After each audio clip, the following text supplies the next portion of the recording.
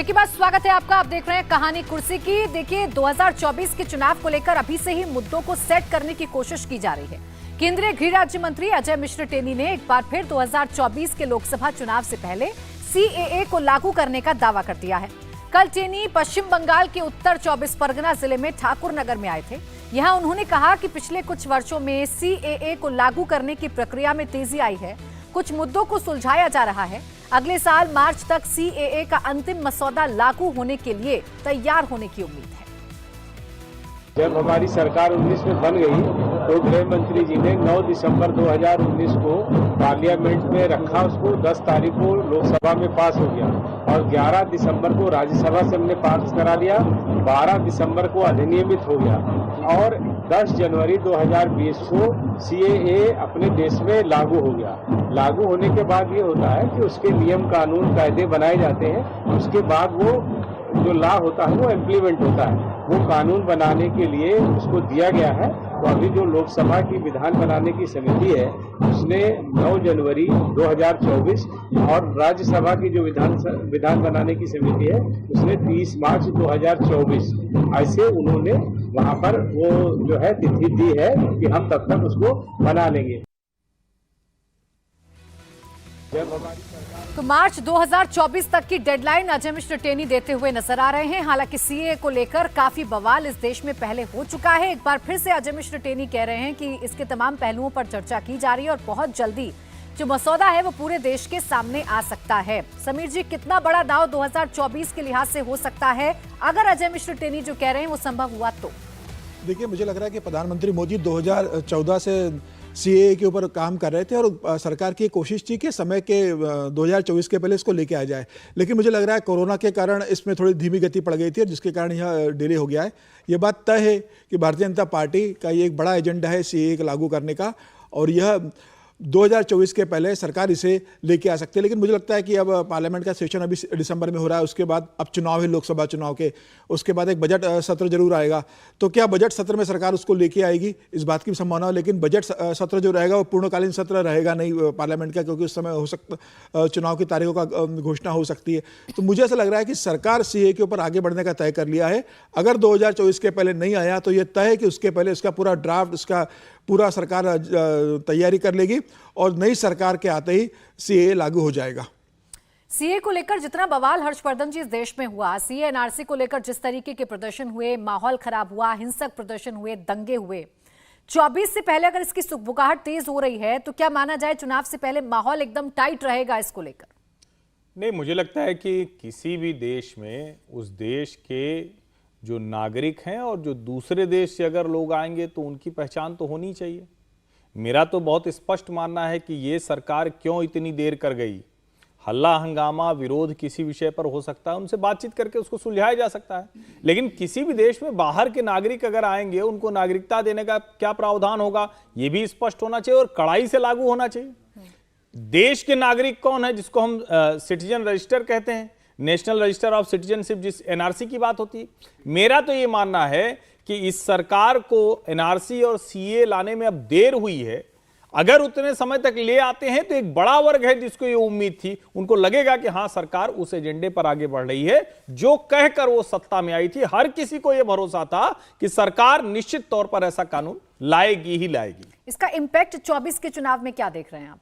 नहीं, मुझे लगता है कि अगर सरकार ऐसा कोई जिसको कहते हैं कि कानून बनाने की दिशा में आगे बढ़ पाएगी तो उन लोगों का भरोसा और मजबूत होगा और मुझे लगता है कि भारतीय जनता पार्टी के लिए बेहतर होगा। जिस तरीके से विरोध राहुल जी सीए को लेकर हुआ था और जिस तरीके से प्रदर्शन हुए थे, क्या उन क्लॉजेस पर वर्क किया जाएगा? क्या मॉडिफाई किया जा सकता है इस पूरे सीए और एनआरसी को लेकर, और तब सरकार ठोक बजाकर ये देखकर कि शांति भंग ना हो जाए, कोई एक वर्ग नाराज ना हो जाए, तब इसे लागू किया जाएगा? देखिए, सरकार की कोशिश तो ये होगी। देखिए, आप पश्चिम बंगाल देख लीजिए, आप असम देख लीजिए, आप नॉर्थ ईस्ट के सारे इलाके देख लीजिए, जिस तरह से म्यांमार और जिस तरह से बांग्लादेश से लोग जो हैं वो लगातार घुसते हैं देश में। क्या ये सही है? क्या ये जानकारी नहीं होनी चाहिए कि बाहर से जो लोग आ रहे हैं वो कौन हैं और हमारे देश में जो नागरिक हैं वो कौन हैं? इस बारे में स्पष्टता बहुत ज़्यादा ज़रूरी है और इसके लिए सीए जैसे कानून बहुत इम्पॉर्टेंट कानून है। अगर हम इसका दूसरी तरफ देखें, हम यूरोप की तरफ देखें, यूरोप में जिस तरह से जो है बहुत सारे शरणार्थी और बहुत सारे लोग जो हैं समुद्र के रास्ते दिखाई देते हैं कि वो आ रहे हैं, शोर्स पे गिर जा रहे हैं। किस तरह की मुसीबत पूरे यूरोप को झेलनी पड़ रही है, ये हमारे सामने है। क्या हम देश में ऐसी स्थिति चाहते हैं? रोहिंग्यास को ले लें या बाकी सब, अभी भी जो म्यांमार में इस वक्त चल रहा है, जिस तरह से लोग जो हैं वो घुस के आ रहे हैं, क्या वो सही है? तो ये हमारे को देखना पड़ेगा। हमारे देश के लिए, हमारे नागरिकों के लिए ये बहुत ज़रूरी है कि हम ये स्पष्ट करें और ये पहचान करें कि हमारे नागरिक, हमारे देश के नागरिक कौन हैं और जो बाहर से हमारे देश में घुसपैठ कर रहे हैं वो कौन है। क्योंकि देखिए, अगर ये स्पष्टता नहीं होगी तो जो रिसोर्सेज हमारे नागरिकों के लिए हैं वो कहीं ना कहीं बढ़ते जाएंगे और नागरिकों को अपनी तरफ से मुश्किल होगी। ये ज़रूर है कि ऐसा नहीं होना चाहिए कि जो देश का नागरिक है वो कहीं इस सारे प्रोसेस में उसको जो है वो बाहर का आदमी या फिर बाहर से आया हुआ आदमी घोषित कर दिया जाए। और इसी सरकार ने ये कोशिश की है, जैसे कि खुद मंत्री भी बोल रहे थे कि हम ये कोशिश कर रहे हैं कि उसमें संशोधन इस तरह से या चेंजेस इस तरह से किए जाएं ताकि जो है ऐसा जो प्रॉब्लम्स पहले आई थी वो ना आए। मेरा इसमें कहना है कि अगर बांग्लादेश, पाकिस्तान और अफगानिस्तान, ये जो नेबरिंग कंट्रीज है, इससे अगर कोई वहाँ से हिंदू प्रताड़ित है, वहाँ पर कोई सिख प्रताड़ित है, कोई दूसरा कम्युनिटी प्रताड़ित है, अगर वो भारत वापस लौटना चाहते हैं तो उन्हें देश की नागरिकता मिलना चाहिए। और सरकार इसीलिए ऐसे लेके आ रही है कि भारत में अगर बांग्लादेश, पाकिस्तान और अफगानिस्तान से जो हिंदू वहाँ से प्रताड़ित होकर देश में आते हैं तो उन्हें इस देश का नागरिक बनाया जाए। नहीं, और कमाल की बात ये भी है ना भाई कि ये बार बार कहा जाता है मुसलमानों का इससे लेना देना कैसे हो सकता है, खास करके देश के मुसलमानों का।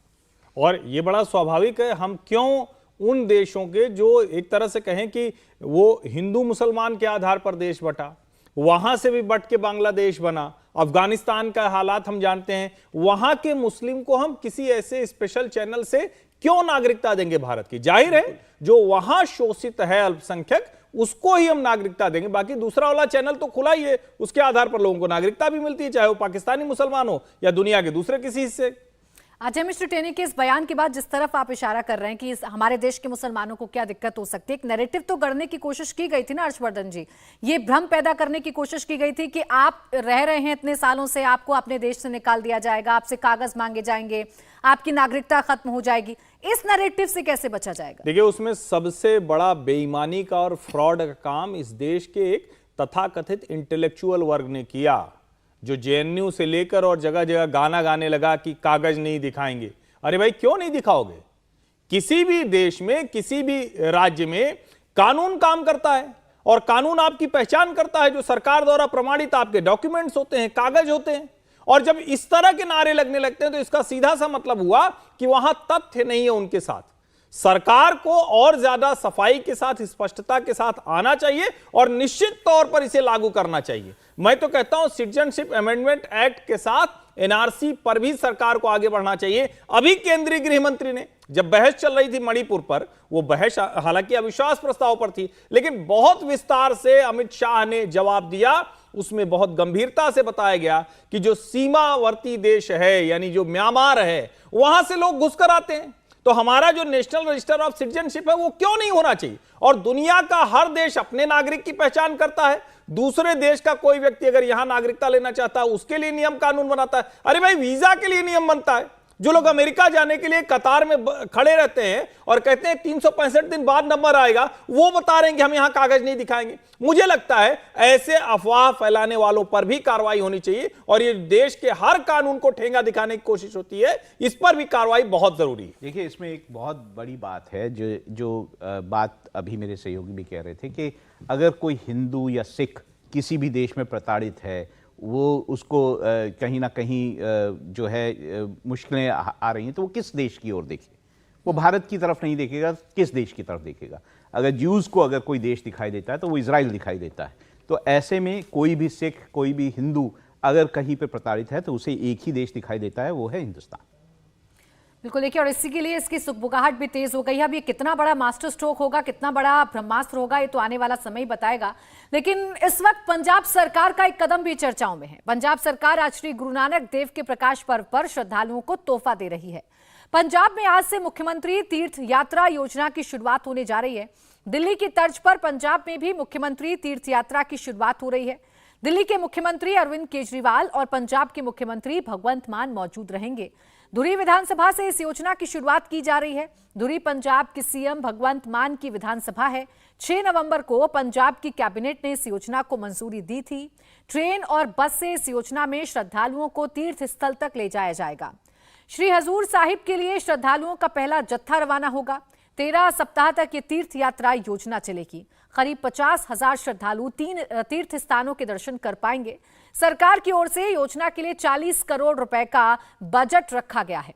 मुख्यमंत्री तीर्थ योजना के तहत श्री हजूर साहिब, श्री पटना साहिब, वाराणसी, मथुरा, वृंदावन और अजमेर शरीफ की रेलगाड़ी के माध्यम से यात्रा करवाई जाएगी। और इसी तरह अमृतसर साहिब, तलवंडी साबो, श्री आनंदपुर साहिब, माता चिंतपूर्णी, माता ज्वाला देवी, नैना देवी, माता वैष्णो देवी, सालासर बालाजी धाम और खाटू श्याम धाम की यात्रा भी बसों के माध्यम से करवाई जाएंगी। तो इस योजना का कितना लाभ भगवंत मान सरकार को मिल पाएगा या आम आदमी पार्टी को मिल पाएगा, इस पर हम चर्चा करते हैं।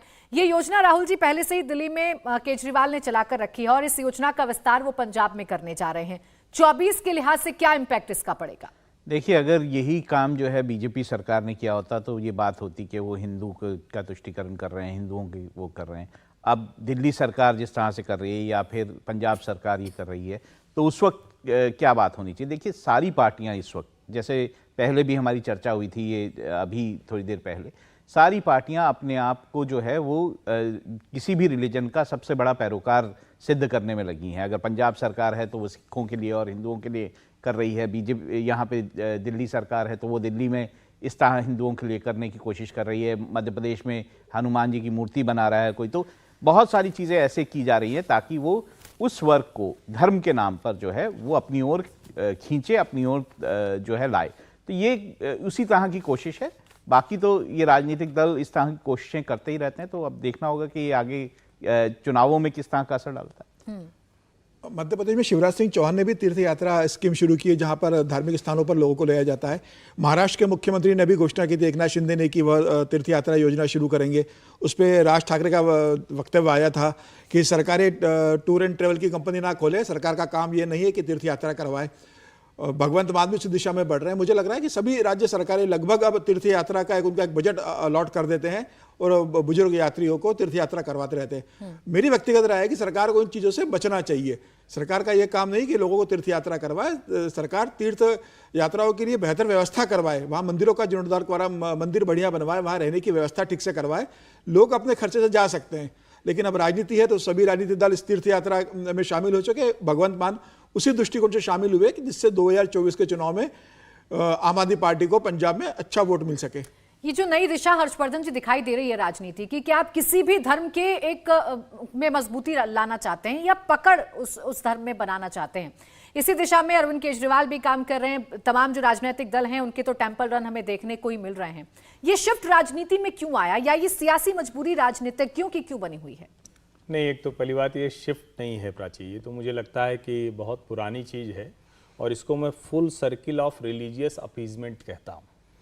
इस देश में मुसलमानों को हज यात्रा करानी है, ये भारत सरकार कराती है। शर्मनाक है ये।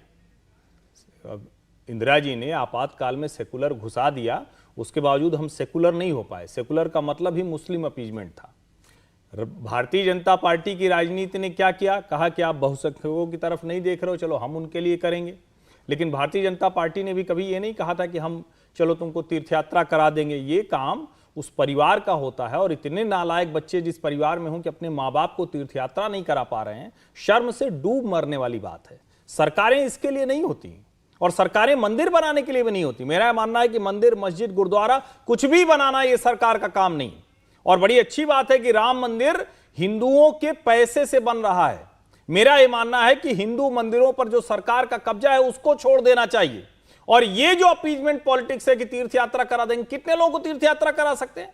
और मैं तो ये मानता हूं कि विद इन, जिसको कहते हैं ना कि अंदर से हम रिफॉर्म की बात करते हैं, कौन सिख होगा, धर्म का काम है, आस्था का काम, वो सरकार के पैसे से लेके जाएगा। शर्मनाक बात है। मेरा यह मानना है कि भले ही ये रस्मी तौर पर अच्छा लग रहा हो और ये काम करने में कोई पीछे नहीं है। अभी समीर जी ने बताया शिवराज जी कर रहे हैं, एक दिन खट्टर जी ने बताया, एक दिन अरविंद केजरीवाल, ये लोग सब लड़ चुके हैं सार्वजनिक तौर पर कि हमने शुरू किया है। मेरा यह मानना है कोई भी आस्थावान व्यक्ति अगर किसी धर्म में आस्था रखना है, धार्मिक यात्रा पर निकलता है, तो उसको सरकारी मदद लेना ये तो उसके खिलाफ होगा, उस आस्था के विरुद्ध होगा, विपरीत होगा। इससे बचना चाहिए। लेकिन फुल सर्किल है, अब खत्म हो रहा है। पहले मुसलमानों को हो रहा था, अब हर धर्म वाले करा रहे हैं। तो एक तरह से कहते हैं कि धीरे धीरे माइनस माइनस प्लस होगा, राजनीति उस तरफ बढ़ेगी।